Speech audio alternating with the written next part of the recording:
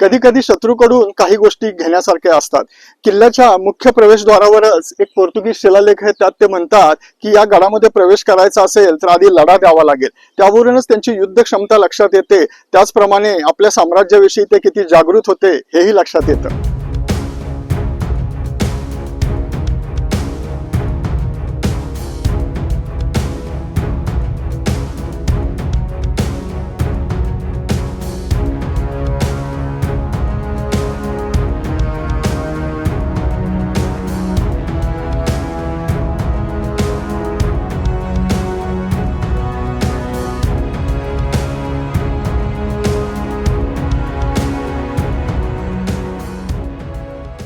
छत्रपती शिवाजी महाराज, छत्रपती संभाजी महाराज आणि त्यांचा मुघलांशी असलेला संघर्ष यामध्ये अनेक किल्ल्यांशी आपला संबंध येतो, परंतु पोर्तुगीज आणि निजामशाही यांच्या किल्ल्यांचे मात्र क्वचितच इतिहास कानावर पडतो। निजामशाह आणि पोर्तुगीज यांच्यामध्ये या परिसरामध्ये भयानक लढाई झाली होती। झालं असं की निजामचं एक जहाज हुसैनी नावाचं ते मक्केवरून परत येत असताना पोर्तुगीजांनी ते इथं या ठिकाणी बुडवलं आढळतं। तसं मी आता जिथे उभा आहे ही पोर्तुगीजांनी बांधलेली चर्च आहे। सध्या पुरातत्व खात्याने याची डागडुजी केल्यामुळे ही बऱ्यापैकी चांगल्या अवस्थेत दिसते। याच्या कोर्लाई किल्ल्यावर येण्यासाठी साधारण 2 दरवाजे आहेत। आपण आता ट्रेक करून कोर्लाई गावातून जे चढाई करून आलो मुख्य दरवाजेद्वारे, तो एक रस्ता आहे आणि दुसरा अगदी सिमेंटचा रस्ता वरती येतो, तो लाईट हाऊस पर्यंत, आणि तिथून तो रस्ता गडावरती येतो।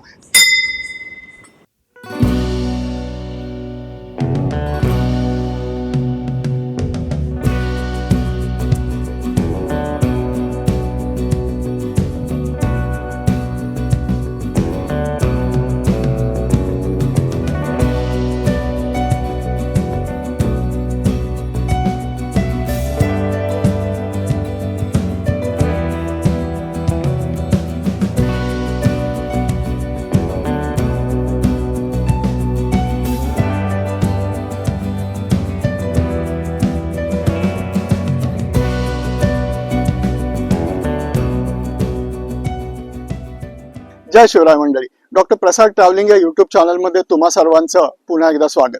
मंडळी, गडकिल्ल्यांची दौलत अभिमानाने आपल्या छातीवर मिरवणाऱ्या महाराष्ट्रामध्ये आज अनेक गडकिल्ले असे आहेत की त्याची जगाला आणि पर्यायाने देशालाही ओळख तितकीशी झालेली नाही, परंतु त्यांचा इतिहास ज्वलंत आहे। छत्रपती शिवाजी महाराज, छत्रपती संभाजी महाराज आणि त्यांचा मुघलांशी असलेला संघर्ष यामध्ये अनेक किल्ल्यांशी आपला संबंध येतो, परंतु पोर्तुगीज आणि निजामशाही यांच्या किल्ल्यांचे मात्र क्वचितच इतिहास कानावर पडतो। अशा पोर्तुगीज बांधकाम शैलीच्या किल्ल्यांच्या मांदियाळीमध्ये पहिला नंबर लागतो तो किल्ले कोर्लाईचा। कोकणामध्ये असलेला हा किल्ले कोर्लाई, पोर्तुगीजांनी त्याला नाव दिलं होतं चौलचा डोंगर, परंतु पायथ्याशी असलेलं गाव कोर्लाई, त्याच्यावरून या किल्ल्याला कोर्लाई हे नाव पडलं। आज आपण या गडाचा इतिहास समजावून घेऊया। हा व्हिडिओ जर तुम्हाला आवडला तर नक्की लाईक करा, चॅनलला सबस्क्राईब करा आणि आपल्या मित्रांनाही शेअर करा। चला तर पाहूया किल्ले कोर्लाई।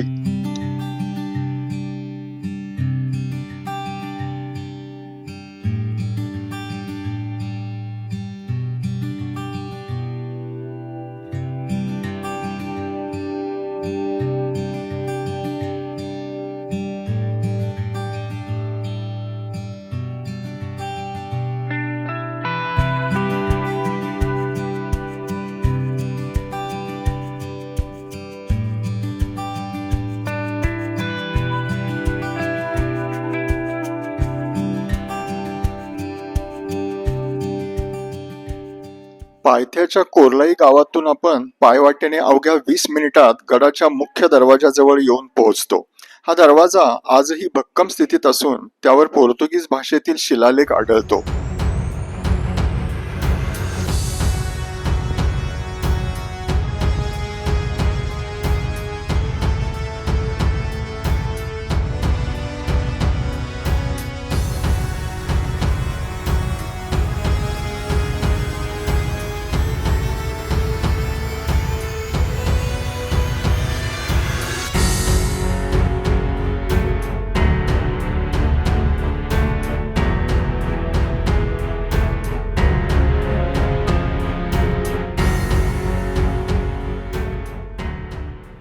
पोर्तुगीजांनी बांधलेला हा किल्ला काही काळ पोर्तुगीजांकडे तर नंतर निजामांकडे आला होता। छत्रपती संभाजी महाराजांनी हा जिंकण्याचा प्रयत्न केला होता, परंतु त्यात फारसं यश आलं नाही। अगदी उत्तरार्धात वसईच्या युद्धानंतर मराठ्यांनी हा गड घेतला होता असं सांगण्यात येतं. त्यामुळे इथे फार तर पोर्तुगीज बांधकाम शैली आणि निजामी बांधकाम शैली या दोन्ही प्रकार इथे फार आढळतात. मी आता जिथे उभा आहे ही पोर्तुगीजांनी बांधलेली चर्च आहे. सध्या पुरातत्व खात्याने याची डागडुजी केल्यामुळे ही बऱ्यापैकी चांगल्या अवस्थेत दिसते. याच्या पाठीमागच्या दरवाजाकडे आपण गेलो की आपण या गडाच्या सर्वोच्च माथ्याकडे पोहोचतो.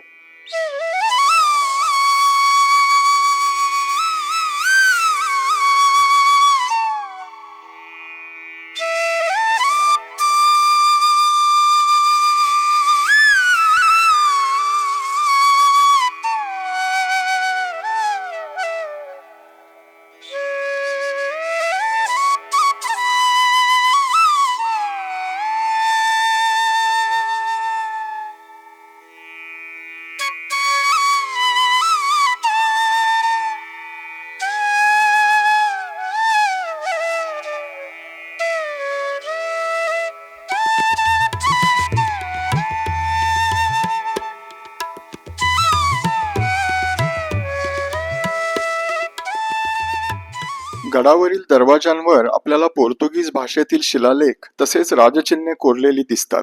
या शिलालेखांवर सहसा किल्ल्याचे बांधकाम कुणाच्या आदेशाने झाले, किती साली झाले हे कोरलेले दिसते.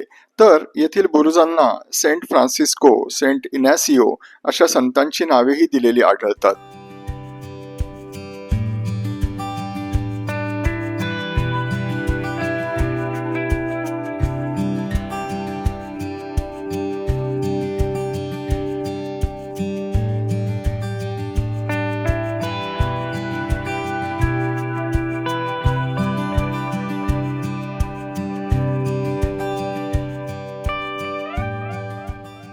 आता आपण येऊन पोहोचतो गडाच्या सर्वोच्च माथ्यावर, जिथे ढालकाठी अर्थात ध्वज फडकवण्याची जागा दिसते, तर तोफ गाड्यावर रुबाबात विराजमान झालेली तोफही दिसते. तसेच या ठिकाणावरून कुंडलिका नदी आणि अथांग समुद्राचे विहंगम दृश्य दिसते. हा नजारा शब्दात वर्णन करणे कठीण.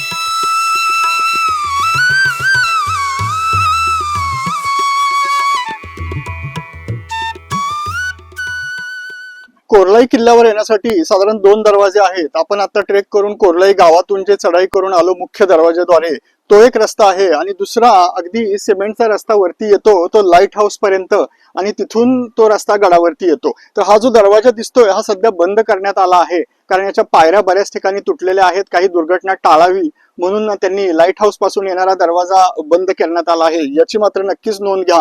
तुम्ही कोर्लाई गावातून पुढे येऊन गाडी, मंदिराचं एक नवीन काम सुरू आहे तर तिथे गाडी पार्क करू शकता आणि तिथून वरती चढण करत किल्ल्यावरती प्रवेश करू शकता.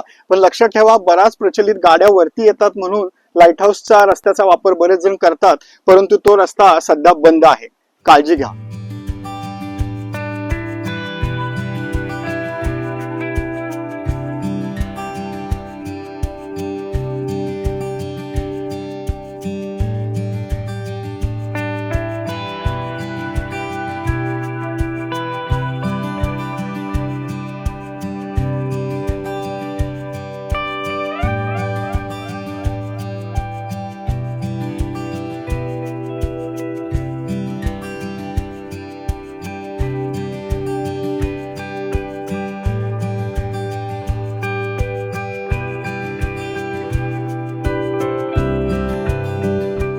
जलदुर्गांची खासियत म्हणजे भक्कम तटबंदी, बुरुजांची मालिका आणि तिथे आजही तग धरून असणारे दरवाजे पाहत आपण पोहोचतो रत्नेश्वर मंदिराजवळ.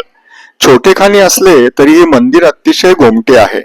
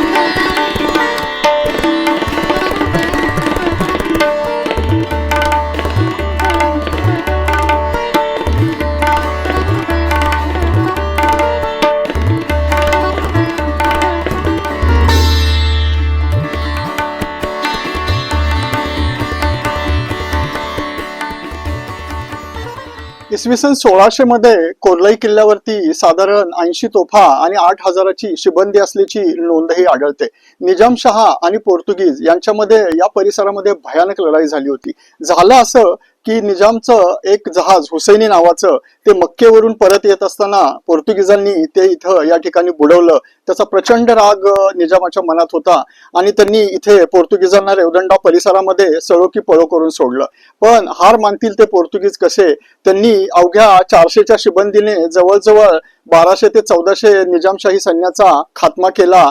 एवढंच नाही तर रेवदंड्याचा किल्लेदार आणि त्याची मुलगी यांना ते पोर्तुगालला घेऊन गेले आणि तिथे त्यांचं धर्म परिवर्तन करण्यात आलं, त्यांना ख्रिश्चन बनवण्यात आलं. एवढं निजामशहा आणि पोर्तुगीजांची या परिसरात एकमेकांबद्दल दुश्मनी होती. नंतर छत्रपती संभाजी महाराजांनी हा किल्ला घेण्याचा प्रयत्न केला, त्यात त्यांना यश मिळालं नाही. पण वसईच्या मोहिमेनंतर अगदी उत्तरार्धात मराठ्यांनी हा कोर्लाई किल्ला आपल्या ताब्यात घेतला होता.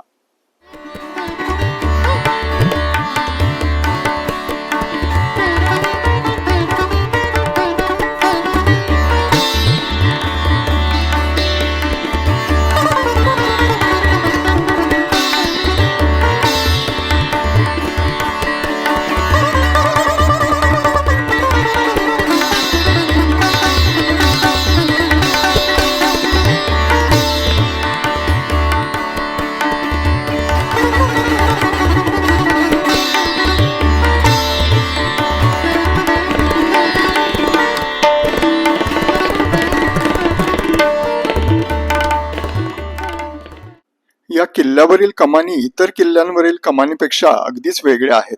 अर्धगोलाकार कमानीचा आकार पाहता निजामशाही काळात हे बांधकाम झाले असावे असे वाटते.